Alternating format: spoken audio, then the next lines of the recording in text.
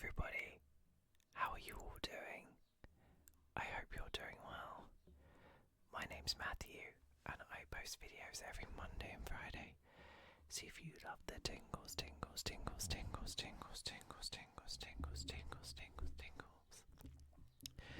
then hit that subscribe button because you are in the right place. I also apologise if you hear any noise. My mum and stepdad are on holiday this week, so they are not going to bed early, so if you hear noises of people talking and maybe a TV, then that is my parents downstairs. I also didn't realise what the time is. I mean, it's not late. It's quarter to 8 whilst I'm filming this, but I still need to pack for Stockholm, which is where I will be at the time of when this video goes live. So, yeah, I need to record Friday's video. I'm pretty organised. Like Mondays is already recorded and uploaded, so we're all good. But I need Fridays, and to be honest, I've got a busy week with work when I come back, so I probably should record another one for that Monday, but let's not worry about this now.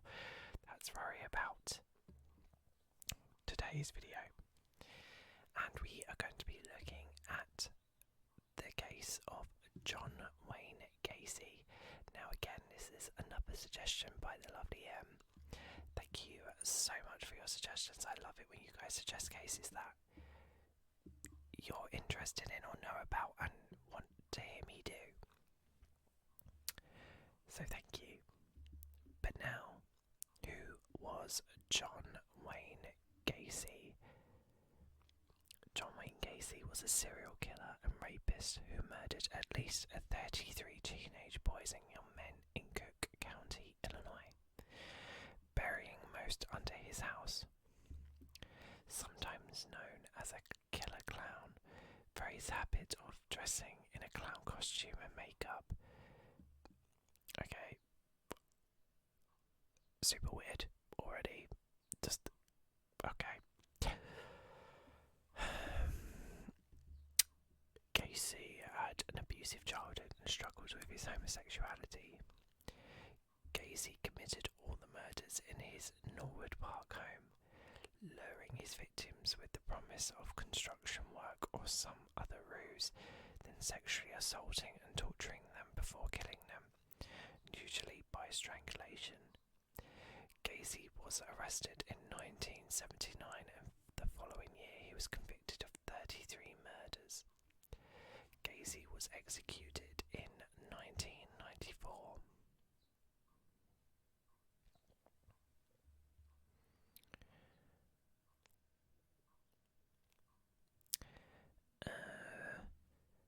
So his full name is, as we know, is John Wayne Gacy. He was born March 17th, 1942 and died May 10th, 1994. He was born in Chicago, Illinois, and his spouses were Marilyn Myers, 1964 to 1969, and Carol Hoff in 1972 to 1976. He has 2 children, Michael and Christine, and his astrological sign is Pisces. John was born on March 17, 1942 in Chicago. John Stanley Gacy and Marion Elaine Robinson, his father an auto repair mechanist and World War I veteran, struggled with alcoholism and beat John and his 2 sisters with a razor strap if they were perceived to have misbehaved. John's father frequently belittled him, calling him stupid and comparing him despairingly to his sisters. According to Johnny and Me, Story of John Wayne Gacy by Barry E. Bocelli. Gacy's psychosexual history began between the ages of 6 and 10, when a teenage daughter of one of his mother's friends reportedly undressed and played with him, according to Killer Clown: The John Wayne Gacy Murders by Terry Sullivan. Gacy was molested at a young age by a family friend and contractor between the ages of 10 and 12. Gacy and a friend were accused of sexually fondling a young girl, according to Sullivan. A sickly, overweight, uncoordinated child, Gacy was unable to perform at sports or bond with children his own age.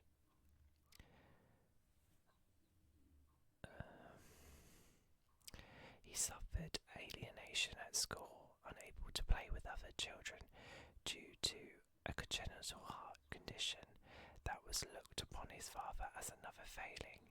He experienced frequent seizures and blackouts as a teen and was regularly in and out of hospitals, though his father accused him of faking the ailments for attention.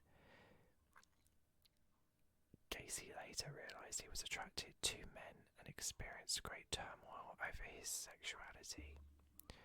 Despite not graduating from high school, Gacy attended and graduated from Northwestern Business College in Chicago, then worked as a salesman and manager at a shoe company in 1964.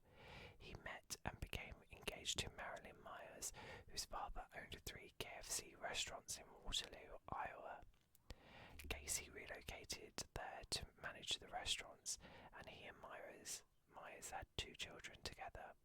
According to Buried Dreams Inside the Mind of a Serial Killer by Tim Cahill and Russ Ewing, I think that's how you pronounce it. Gacy became a self-made building contractor and Democratic precinct captain in Chicago's suburbs in the 1970s. He later speculated his political involvement might have been an attempt to alienise his father, who mocked his interest in politics.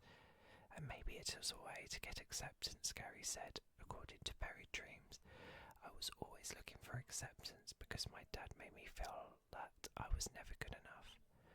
Well liked in his community, Gacy organised cultural gatherings and was active in political organisations and the JC's civic group.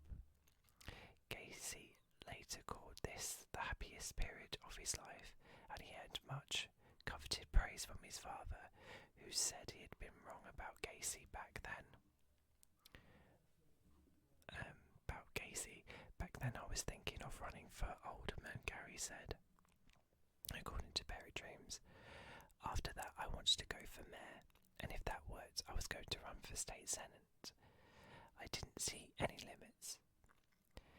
Gacy was a member of the Chicago area Jolly Joker Clown Club and frequently performed in clown attire and makeup at children's parties, charity fundraisers and other events as his alter ego, Pogo the Clown, or Patches the Clown. Years later, during a conversation with detectives while he was under surveillance, Gacy discussed his work as a clown, remarking, "Clowns get away with murder."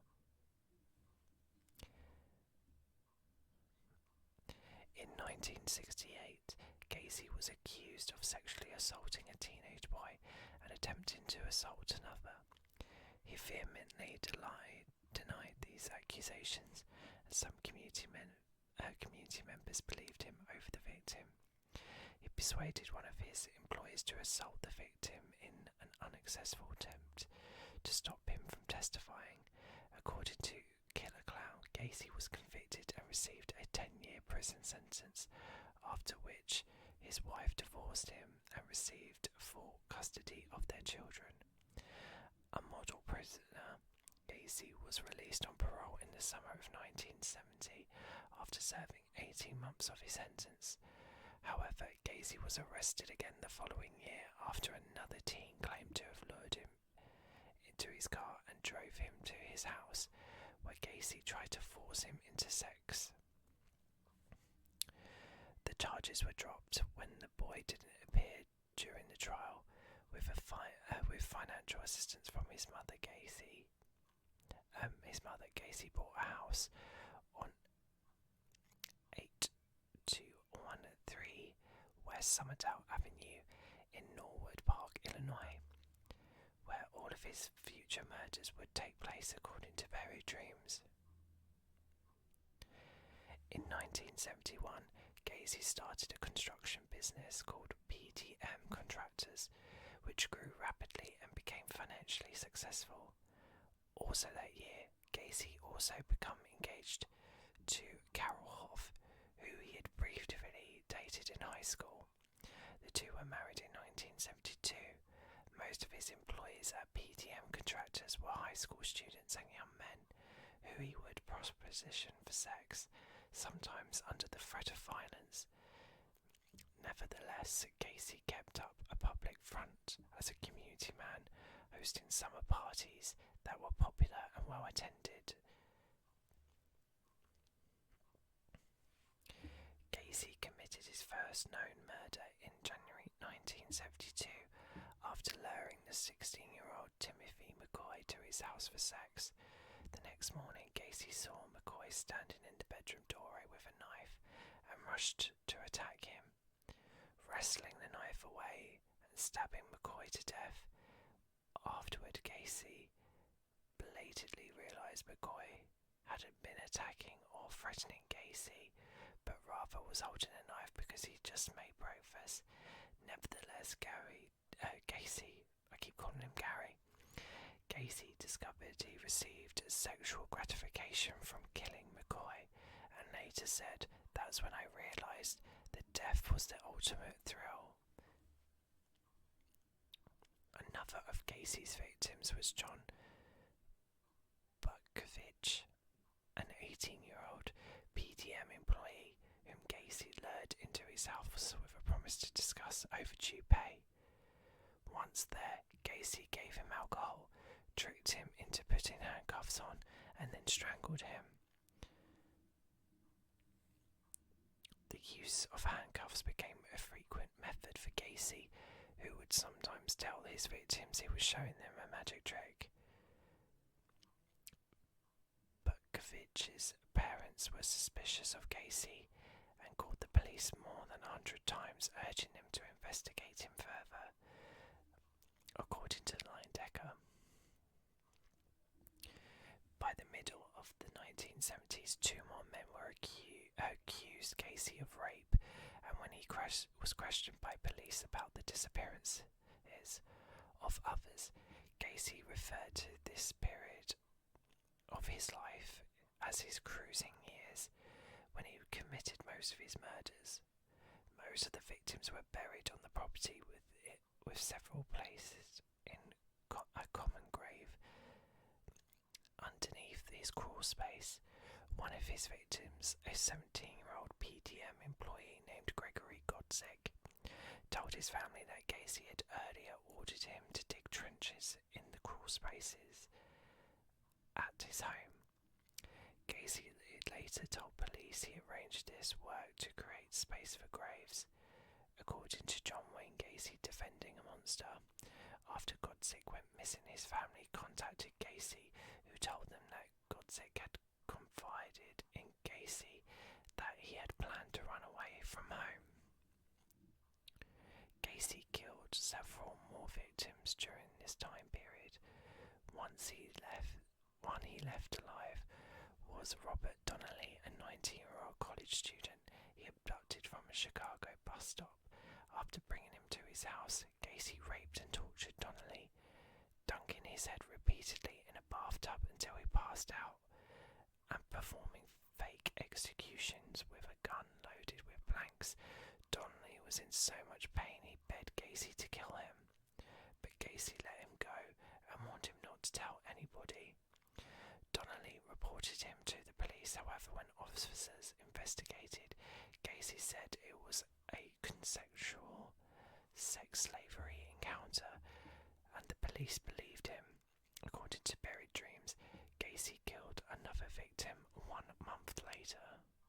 God's sake. No one's taking these people seriously, but it's not as if he's an angel and hasn't been arrested for this kind of shit. So, there's some serious failings. God, he's even smiling in his mugshot. Oh, gives me the creeps. By 1978, Gacy's crawl space had no more space for bodies. According to Killer Clown, he had started to dispose of his victims in the Des Plaines River from a bridge off Interstate 55. On December 11th, 1978, 15-year-old Robert Beast went missing after telling his mother he was going to meet Gacy to discuss a potential construction job. Beast's family filed a missing persons report with the police, which led to the search of Gacy's house in Norwood Park. Authorities discovered several suspicious items there, including police badges, a pistol, hypodermic needles, pornographic films, and items that they later identified to belong to some of Gacy's victims. After a lengthy period of police surveillance and investigation, police discovered a receipt in Gacy's house that had belonged to Beast. I do apologise for not getting that name correct.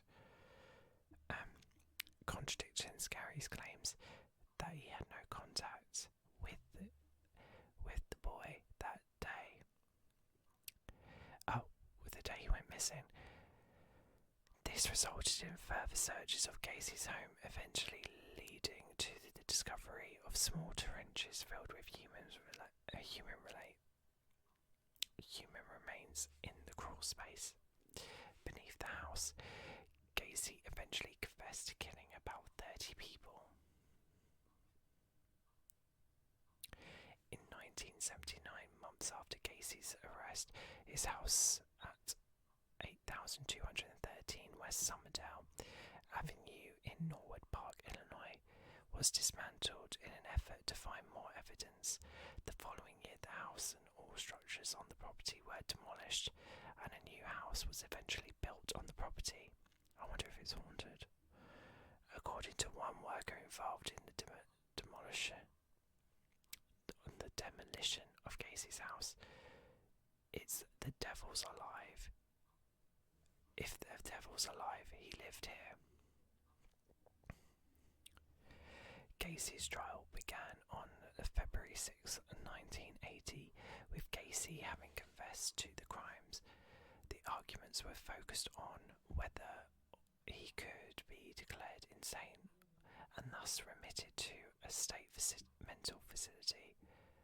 Gacy spent hundreds of hours with doctors at the Menard Correctional Center in Chester, Illinois, and underwent a series of psychologist tests. According to Buried Dreams, Gacy tried to argue that he had multiple personality disorder and that his mind was split between personalities of a contractor, clown, politician, and a police officer named Bad Jack. Gacy claimed Bad Jack hated homosexuality and viewed male prostitutes and some of Gacy's victims as scum, weak, stupid, and degraded. According to Buried Dreams, Gacy pleaded not guilty by reason of insanity and went on trial on 33 murder charges. The prosecution argued Gacy was sane and in control of his actions, pointing to the elaborate steps Gacy took to both prepare for and conceal his murders. These were certainly the acts of a man capable of premeditation, acting in his own best interest under duress, and recollecting the details of his criminal activities, said Chief Prosecutor William Knuckle. According to Killer Clown, mental health professionals testified for both sides of Gacy's mental state. On March 12, 1980, after a short jury deliberation, Gacy was found guilty of committing he became known as one of the most ruthless serial killers in American history. Gacy was imprisoned at the Maynard Correctional Centre in Chester for 14 years, appealing the sentence and offering contradictory statements on the murders in interviews. Although he had previously confessed, Gacy later denied being guilty of the charges and had a 900 telephone number set up with a 12-minute recorded statement declaring his innocence. While at Maynard, Gacy took up studying the visual arts, especially painting. His paintings were shown to public via an exhibition at a Chicago gallery. Many of his paintings depicted Gacy as Pongo the Clown. In 2017, Mullock's Auctions in Shropshire, United Kingdom, auctioned off several of Gacy's artworks. Why the fuck are we doing that? As well as crime scene pictures from Gacy's trial. What the actual fuck?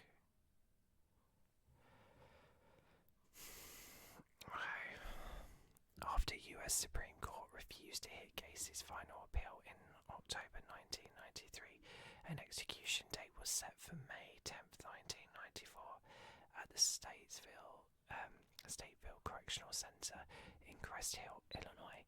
Before his death, Gacy said the victims' families would get no comfort from his death and accused the state of murdering him.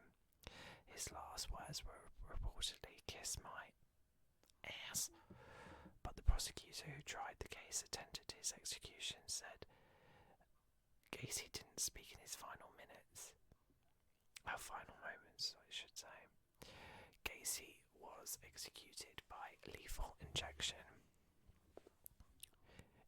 In the years since Gacy's arrest, there have been lingering concerns that Gacy might have been responsible for the death of other people whose bodies have yet to be found. And when police uncovered human remains in Gacy's house in 1978, 8 bodies couldn't be identified. In July 2017, Cook County's authorities used DNA evidence to identify one of these unidentified victims as 16-year-old James Jimmy Byron Hackinson, who had been reported missing since 1976. In October 2021,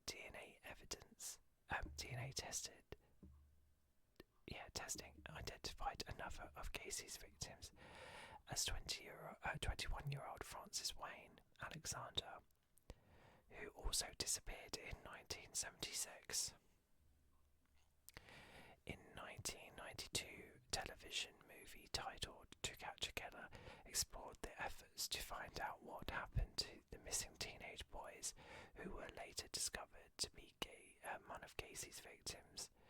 The movie starred Brian Dennehy and Michael Riley, and Margot Kidder, and Dennehy, who played Gacy, was nominated for an Emmy Award. According to Dennehy, Gacy wrote a letter to him from prison protesting his betrayal in the film, proclaiming his innocence.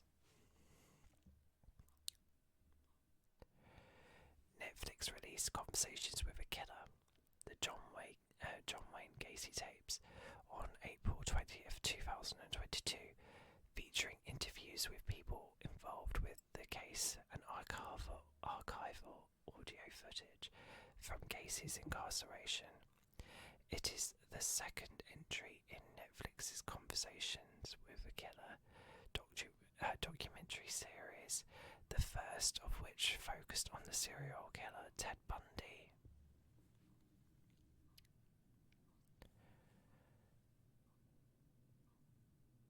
A couple of quotes.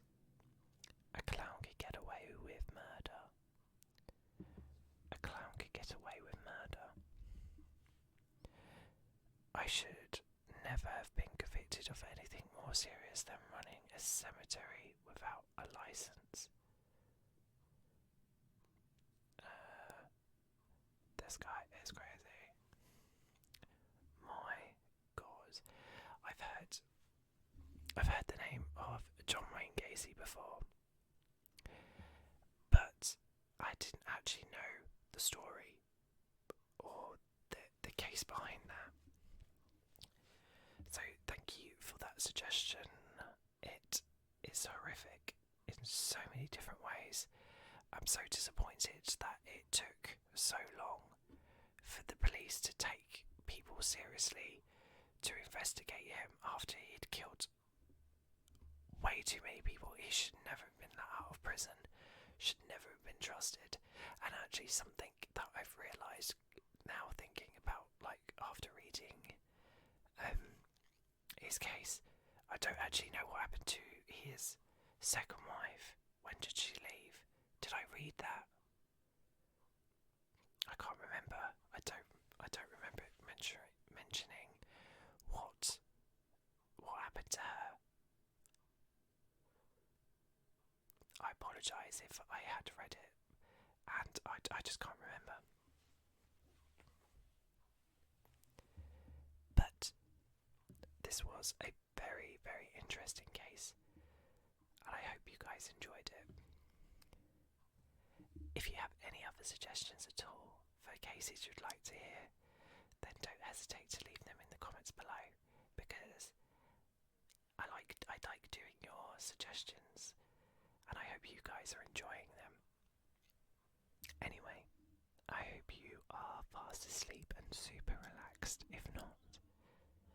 And I shall see you guys in the next video. Night night.